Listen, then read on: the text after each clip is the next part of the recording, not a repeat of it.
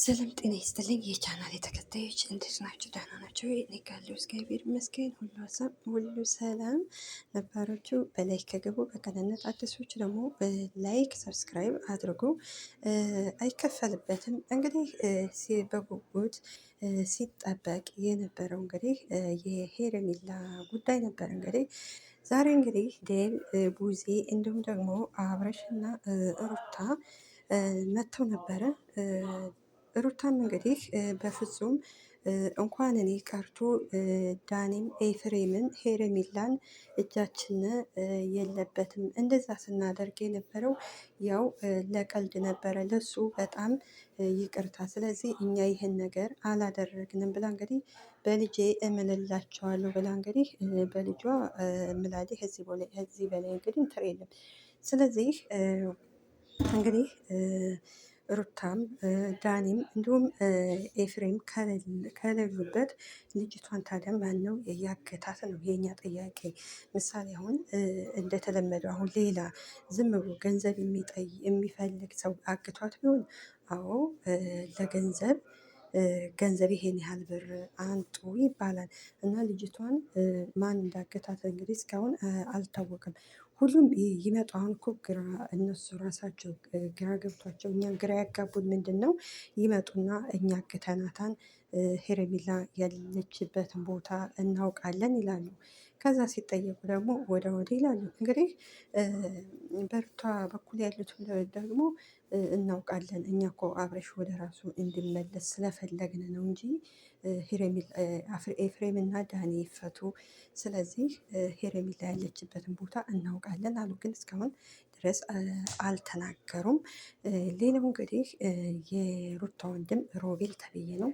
ሮቤልም እንግዲህ እኔ ጋር ነኝ ይላል። ማለት አሁን እንኳን ሌላ ሰው እንኳን አግቷት እንኳን ቢሆን እነሱ አሁን ልጅቱ እንዳትፈለግ አቅጣጫ እየቀየሩ ነው አሁን።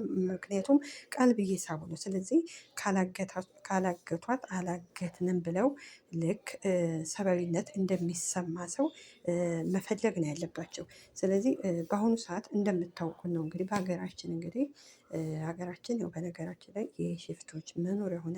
ሰው ይታገታል፣ ገንዘብ ይቀበላሉ፣ ህፃናት አይቀራቸው ምን አይቀራቸው እንደዛ ነው የሚያደርጉት። እና እነሱ ካላደረጉት ያላደረጉትን ነገር አድርገናል ደግሞ አይባልም።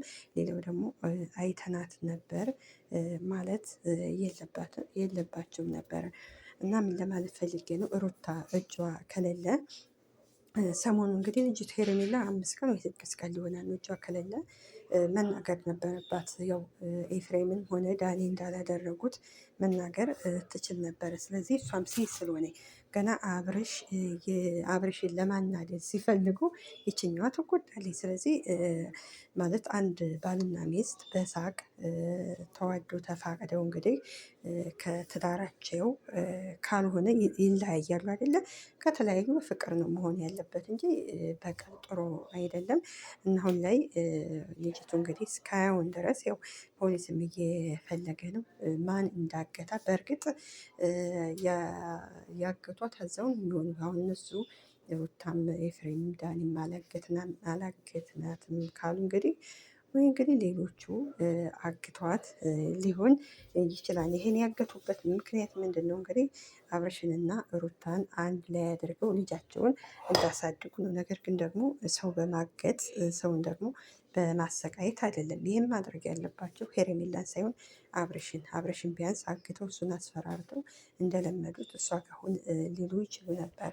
ይህ ዴብም እኔን የምታከብረኝ የምትወድ ከሆነ እነሱ እጃቸው የለበትም። ለዚህ ለምስክር ደግሞ ሩታ ካበጣገባችን አለች እያለው ነው።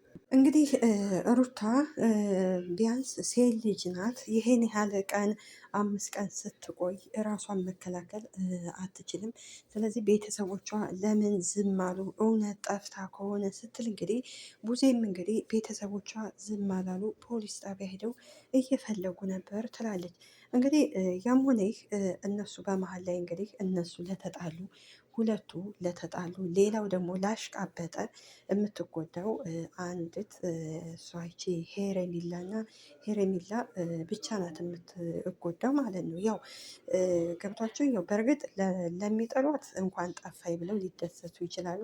ለሚወዷትና እንዲሁም ደግሞ ለቤተሰቦቿ አሁን ላይ ጭንቀት ነው። የፈለገ ነገር ይሁን ጥላታችሁም ቢሆን ማለት ነው። ጥላታችሁም ቢሆን ሰው ሲጠፋ ጠፋ፣ ሰው ሲሞት ሞተ፣ ይሄ አይባልም። ሰው እስከሆናችሁ ድረስ ሰው ልጅ ልትወዱ ትችላላችሁ።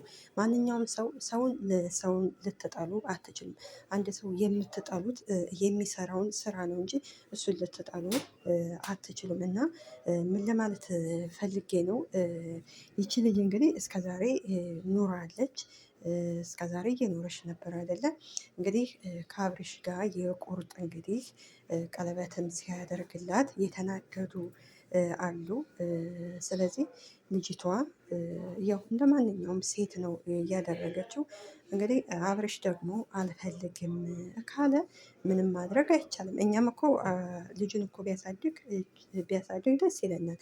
ነገር ግን ደግሞ እንደዚህ ያው በግድ አይባልም። ሄርሜላ እንግዲህ ያው የምፈልገው አንድና አንድ የአብርሽን ደስታና ደስታ ብቻ ነው። እና እኛ ሄርሜላም እንድትጎዳ አንፈልግም። ምክንያቱም ሄርሜላን አብርሽ የማይሆን ተስፋ አይዞሽ፣ እወድሻለሁ፣ አብረን ነው የምንኖረው እያለ እንደዛ ተስፋ ሰጥቷት ምናልባት ደግሞ ወይም አንዳንድ ያው ሩታን ለማስቀናት እንደዛ የሚያደርግ ከሆነ ተሳስቷል። ለምን መሰላችሁ? ሴት ነው ሁሉም የተፈጠረው ከሴት ልጅ ስለሆነ ሴት ልጅ ልትጎዳ አትችልም። እና አብርሽ ደግሞ ወይ ትዳሩን ጠንከር ብሎ መያዝ አለበት ወይንም ደግሞ የዚችኛይቱን ልጅ መጎዳት የለባትም። እና ብዙ ጥላቶች እንዳሉ ያውቅ ነበር። ነገር ግን ደግሞ አብርሽ ሄርሜላን ሊጠብቃት አልቻለም። ሊጠብቃት ይችል ነበረ። ከዚህ በፊትም እንግዲህ የሄርሜላ ወንድምም አይቷል። ብዙ ጥላቶች አሏት እያሉ እንግዲህ ፈርተው ነበረ። ከመጀመሪያውም ብዙ ጥላቶች ስላሉ እንግዲህ አብርሽና ሄርሜላ አብረው እንዲሆኑ የማይፈልጉ ብዙ ናቸው፣ ብዙ ማለት ነው። ስለዚህ ሩታና አብርሽ ወደው ፈቅደው ከተፋቱ ሌላው ለምን ያሽቃብጣል? በግድ ሩታንም በግድ ከአብርሽ ጋር ካልሆንሽ፣ አብርሽን ደግሞ ከሩታ ጋር ካልሆን አይባልም። ይሄ ነውር ነው። በመሀላቸው ልጅ አላቸው። ልጃቸውን ደግሞ በሳቅ በደስታ ያሳድጋሉ። ይሄ ምንም ችግር የለውም። ነገር ግን አሁን እንደዚህ የሚያደርጉት እንግዲህ ለሩታ አንድ ነግሯታል፣ ለአብርሽ ሂደው አንድ ይናገራሉ። እና እስከ ዛሬ እንደማይሆን ተስፋ እነሱ እንዳገቷት አድርገው ከሚናገሩ እስከ ዛሬ ተፈልጋ ትገኝ ነበረ። እና አንዳንድ ደግሞ አውቃ ነው ጠፍታ ነው አብርሽ ምን ያህል እንደሚወዳለን እንድታውቅ ነው የምትሉት። ይሄ የእናንተ ሞኝነት ነው። ምክንያቱም እንደዛ ማድረግ እኮ ብዙ ፈተናዎች እኮ እንደዛ ማድረግም አትችልም። ያኔ እንደው ለፕራንክ እንኳን ቢባል ለአንድ ቀን ወይ ለሁለት ቀን ነው እንጂ የሚባለው ለዚህ 5 ቀንና 6 ቀን አይቆይም። እና ሌሎች አጋቾች ገንዘብ የሚፈልጉ ቢሆን እስከ ዛሬ ደውለው ገንዘብ ይህን ያህል እንፈልጋለን ይሉ ነበረ። ሌላው ደግሞ ምናልባት ሄርሜላን እንኳን የሄርሜላ ሌላ አፍቃሪ እንኳን ቢኖር ቢያንስ ለአብርሽም ሆነ ለቤተሰብ እኔ ደህና ነኝ እንዳትፈልጉኝ እኮ ብላ ቴክስት ማድረግ ትችል ነበረ። ይህ ሁሉ እንግዲህ ሁለቱ አብረው እንደሆኑ የማይፈልግ ብቻ ነው።